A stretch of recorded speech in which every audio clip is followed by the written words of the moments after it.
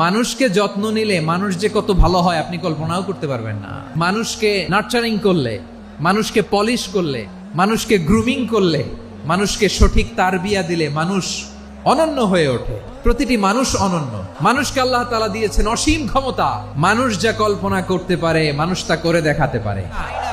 মানুষের কাছে অসাধ্য কিছু নাই মৃত্যু ছাড়া, এক্সেপ্ট ডেথ। তোমার জন্ম হয়েছে জিতার জন্য, বিজয়ের জন্য তোমার জন্ম। মানুষের শুরুটাই হয় বিজয় দিয়ে। ওই 20 কোটি শুক্রাণুর প্রতিযোগিতায় সবাইরে পেছনে ফেলে সেদিন আমি সফল হয়েছিলাম, সেদিন আমি বিজয়ী হয়েছিলাম। সেদিন আমি এত ছোট ছিলাম মাইক্রোস্কোপ দিয়েও আমার অস্তিত্ব টের পাওয়া যায় না। ওই কম্পিটিশনে যখন আমারে কেউ হারাতে পারে নাই, আল্লাহর জমিনেও আমারে কেউ হারাতে পারে না।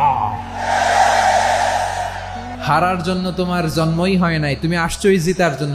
একটা কথা জীবনের সাথে সেট করে নিতে হবে, আমি জিতি নয় শিখি, আমি কখনো হারি না। মা বাবা যারা এসেছেন আপনার ছেলে মেয়ের যত্ন নেন। আপনার ছেলের মধ্যে যে কি পটেনশিয়াল আপনি জানেন না। আমার যে মা বোনেরা আছেন, ছেলে মেয়েদেরকে কখনো ছোট করে কথা বলবেন না। ও যে কোথায় যাবে আপনি জানেন না।